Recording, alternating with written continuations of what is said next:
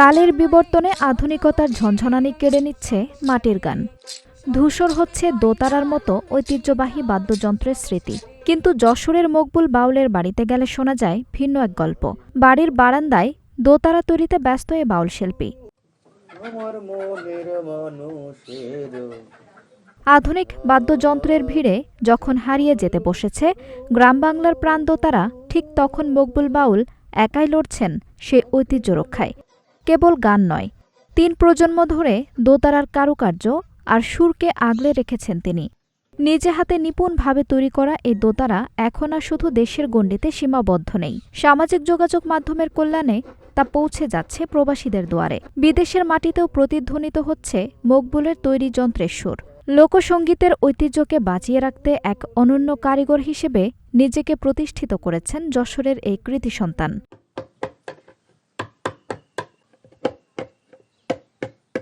একটি দোতারা বানাতে সময় লাগে 10 থেকে 15 দিন। প্রতিটি দোতারা বিক্রি হয় 12 থেকে 15 হাজার টাকায়। ফেসবুক ও ইউটিউবের মাধ্যমে অর্ডার নিয়ে তৈরি করেন তিনি। ভিডিও কলে বাজিয়ে শোনানোর পর কুরিয়ারে পৌঁছে দেন ক্রেতার কাছে। 12 বছর ধরে এই কাজই তার পেশা ও নেশা।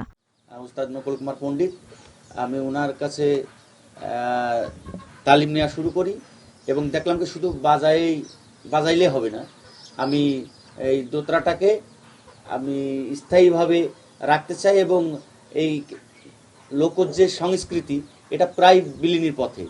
তো সেই ধারাবাহিকতা খেয়াল রেখেই আমি দেখলাম কি আমি নিজে দোতারা তৈরি করব, যেটা আমি নিজে বাজাবো এবং আমার কাছ থেকে অনেকে এই দোতারা কিনবে এবং এই দোতারা বাজানো শিখবে।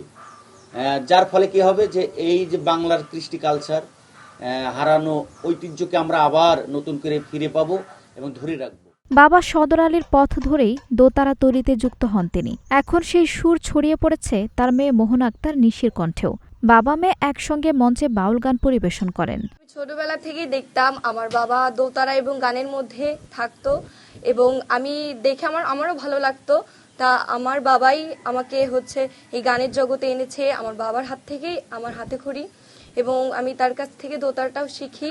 আমি বিভিন্ন মঞ্চে গান করে থাকি এবং আমার ভবিষ্যতে ইচ্ছা হচ্ছে এই সঙ্গীত প্রজন্মটাকে তুলে ধরা। রাষ্ট্রবিজ্ঞানে স্নাতকোত্তর শেষে দীর্ঘদিন চাকরি করলেও 2013 সাল থেকে দোতারা তৈরির কাজেই মন দেন মকবুল। তার এই কাজে সহায়তা করেন স্ত্রী স্বপ্না পারভিন। দোতারা তৈরি আর গান, এই দুয়ের আয়েই চলে তাদের সংসার। বিয়ের আগেতেই উনি গান করতো, কিন্তু বিয়ের পরে এটা বেশি করে। আর গানের পাশাপাশি এই যে দোতারা তৈরি করে, এই দোতারা তৈরি করে উনি দেশের বিভিন্ন জায়গায় সেল দেয়। এতে আমার খুব ভালো লাগে।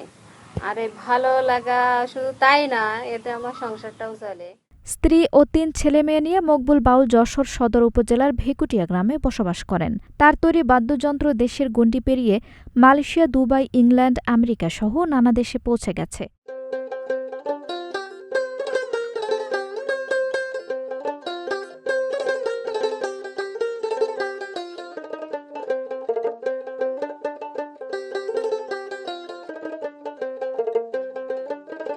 আঞ্জুম হক আরবি, নাগরিক প্রতিদিন।